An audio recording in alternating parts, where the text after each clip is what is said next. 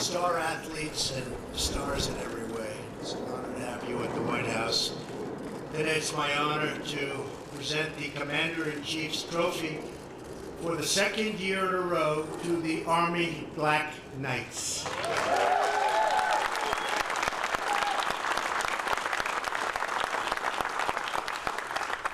We're pleased to be joined by Vice President Mike Pence. Thank you, Mike. Along with West Point graduate and Army Secretary. Very good. Mark Esper. Mark, thank you. Thank you. Also, a man who has done unbelievably well for a long period of time, Army Chief of Staff, Mark Milley. And Sergeant Major of the Army, Daniel Daly. Thanks also, thank you, Daniel. Also, thanks to members of Congress, Mike Conaway, Trent Kelly, and Steve Womack. Thank you, fellas. Thank you very much. Thank you. I especially want to welcome West Point Superintendent, Lieutenant General Darrell Williams.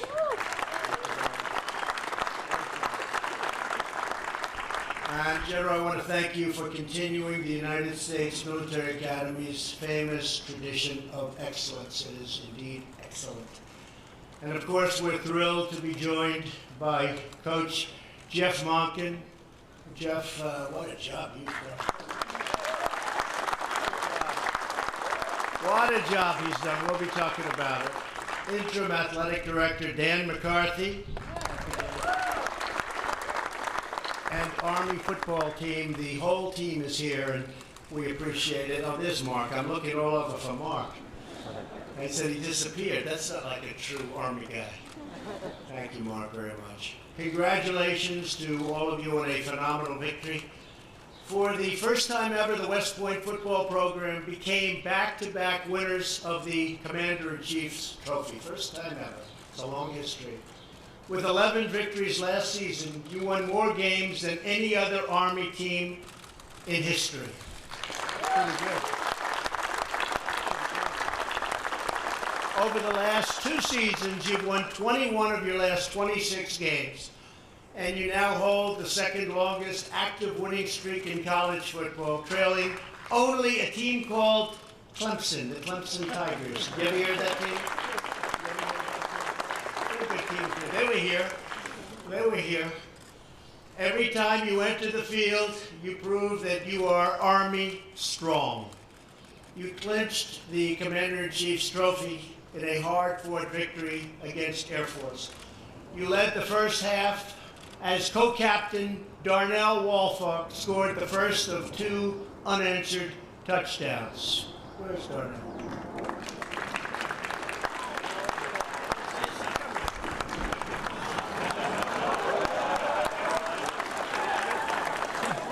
On behalf of the Army football team, I just want to thank everybody for coming out.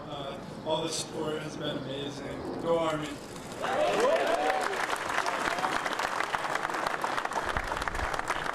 Claire. Then Air Force came surging back, closing your lead to only 3 points. Well, that's not good. You were a little concerned? You don't get concerned. He wasn't. But as Army always does, you held the line. Linebackers James Noctigal and co-team captain Cole Christensen made a pivotal, really, and I mean this was pivotal, 4th down stop in the final 2 minutes of the game, securing a 17-14 win for the Black Knights. It was a tough game. Air Force is tough. They've always been tough, Coach. I've seen their record. He goes, not that tough. You then won your 3rd bowl victory in 3 years, tying an FBS bowl record with an outstanding and astonishing 70 points against a very good team, the Houston Cougars. In that game, quarterback Kelvin Hopkins dodged defenders left and right in a magnificent 77-yard touchdown run, the longest in Army Bowl history. Where's Kelvin?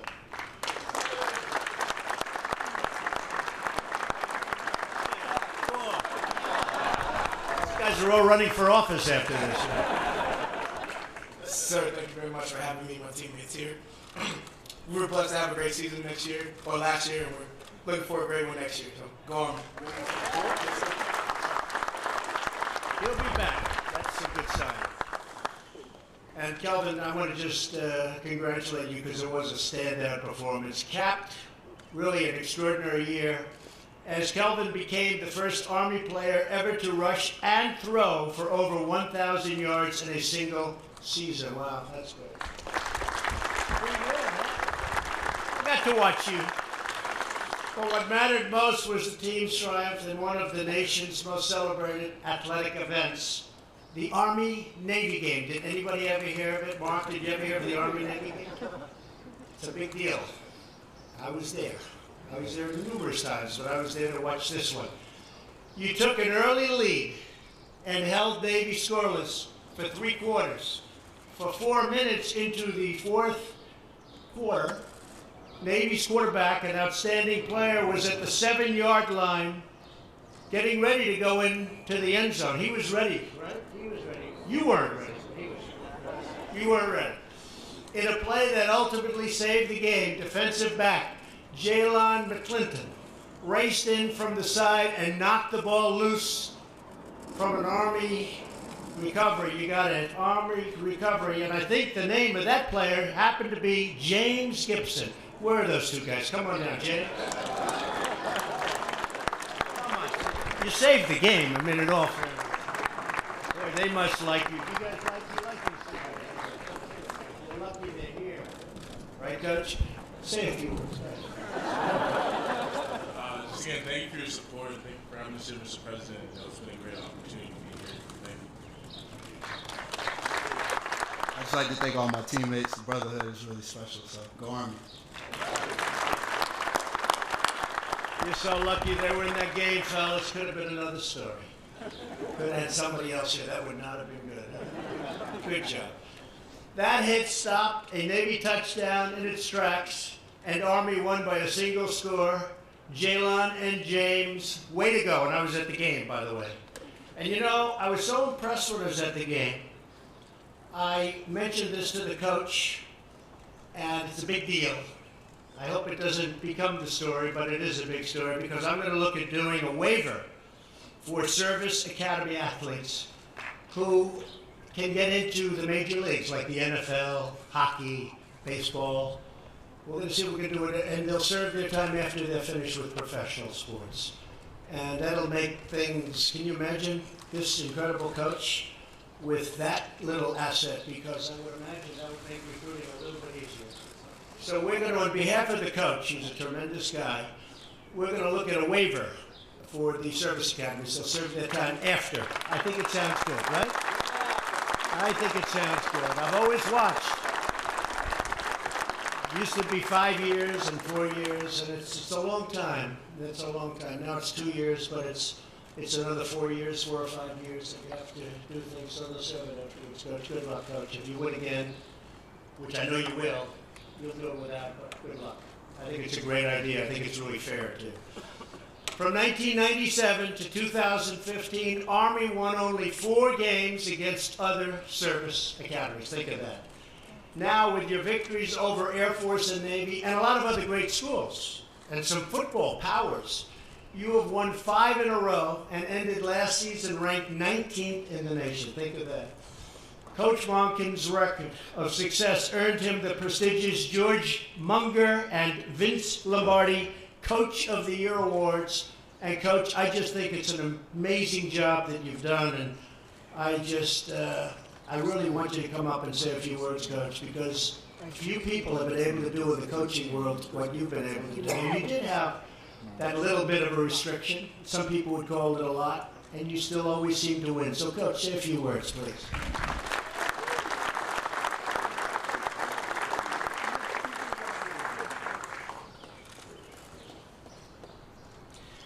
Mr. President, on behalf of the Army Football Brotherhood, the United States Corps Cadets, West Point's Long Gray Line, and all of the brave men and women who proudly serve the United States Army, United States Army Reserves, and the Army National Guard, we thank you for inviting America's team here to the White House, our nation's capital, once again for the 2nd straight year to accept the Commander-in-Chief's trophy, which we consider the most coveted award in college football. It's a privilege and an honor for us to be here with you once again. These young men and their classmates in the Corps represent our nation's very best. Their commitment to put country before themselves is what sets these men apart, and it sets them apart from common men. And it's the same commitment that they have to each other. Jalen McClinton mentioned the brotherhood and how special that is. There's just an incredible loyalty on this team and a commitment to serve this team, and that's allowed them to experience record-setting success in a program with an already unbelievable football history, the national championships and the Heisman trophies and the great teams that people have talked about. It's unbelievable to have a team like this join the history of Army football. It's a tough team, and these are tough players, tough bunch of guys. They fought their way to 11 wins, and as you mentioned, 21 wins in the last 2 years. Our 20-plus seniors have led a resurgence in Army football. But what makes me most proud is the commitment that they make beyond the field, the accomplishments still to come for this group of young men, as each of them will serve as officers in the United States Army. As most college football players prepare for upcoming seasons, while earning their degrees, preparing them for a career beyond football, ours also prepare to fight our nation's wars. In a speech to our Corps, Army Chief of Staff Mark Milley said, "You came here to fight, and fight you will." I love that line. And just as this team fought this year against opponents who wanted to take their place on the victory stand, they'll fight against those who want to take what's ours as a nation and stand up. These men, those that stand on the side over here, everybody in a cadet uniform, all their classmates back at West Point, they're going to stand in the gap between freedom and those that want to take it from us. And I'm most proud of that, of this football team and of our academy. These young men represent all that our nation expects of an officer and West Pointer, the best of the best, warriors, gritty, determined, disciplined, resilient. These are the same qualities expected in a championship football team, and they are CIC, Armed Forces Bowl, the Lambert Trophy, and the National Champions of Toughness, what we call the last of the hard. Mr. President, thank you again for hosting this team and this incredible trophy. It's our great honor to be here as your guests on Brave Old Army Team and beat Navy.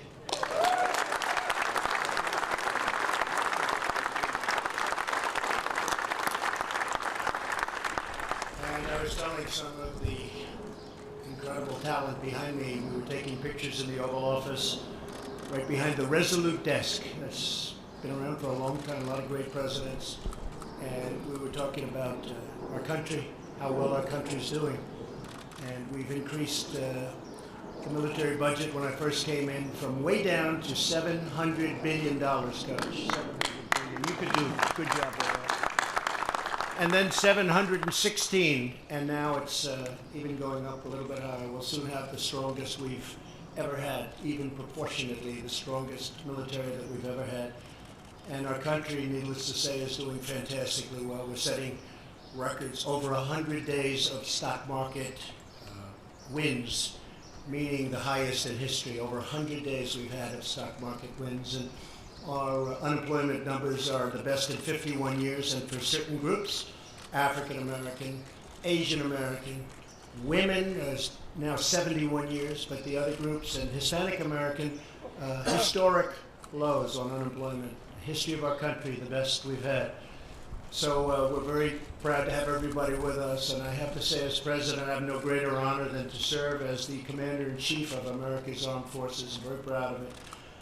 I know that all of you are a great football team, but it's not only a football team. You're the future in the United States Army. So important. And I'm very proud of a man named Mark Milley, who's sitting right here, because he's done a fantastic job. And come here, stand up, Mark. We introduce you, but you don't like to stand up. He just likes to win. He doesn't want people talking about it. He just wants to win, right, Mark?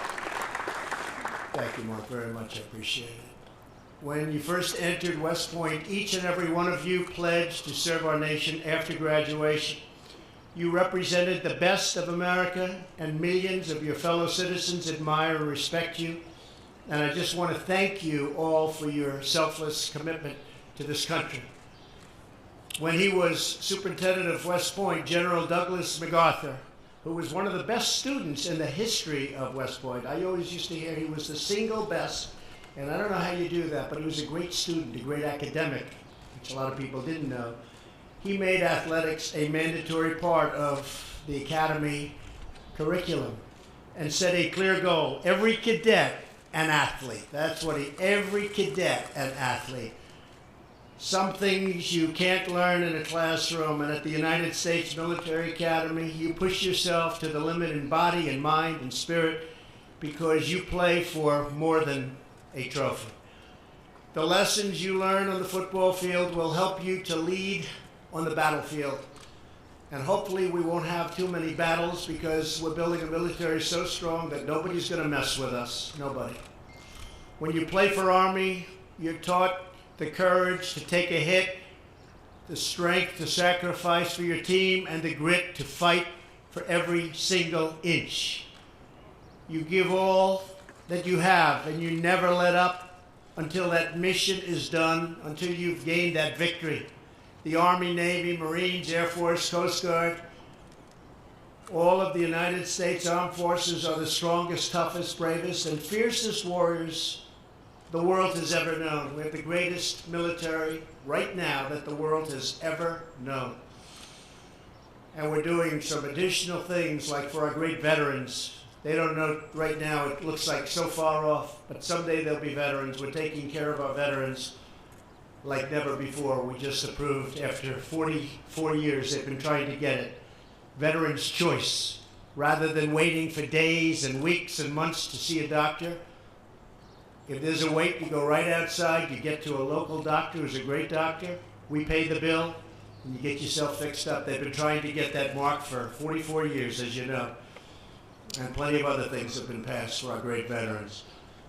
With us today are 28 seniors on the team who will soon graduate, become second lieutenants, and enter different branches of the Army, including infantry, armor, field artillery, and air defense artillery.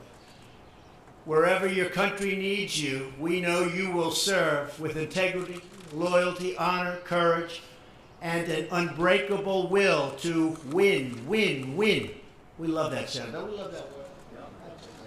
You know it well. Armies always, and this great Army of ours, always fights to victory, always. To the entire Black Knights team, congratulations once again on your historic victories, and keep on that path to just winning and making us all very proud of you, because we are all very, very proud of you. So, Coach, I want to congratulate you again. That's an incredible job. The job you've done is like few others, very few others.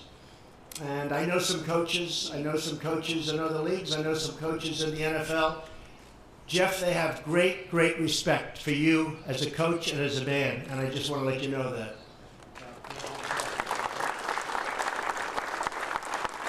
So thank you all. We'll take some pictures around that incredible trophy, and we'll see you very soon. Thank you very much. Thank you all for being here. Appreciate it.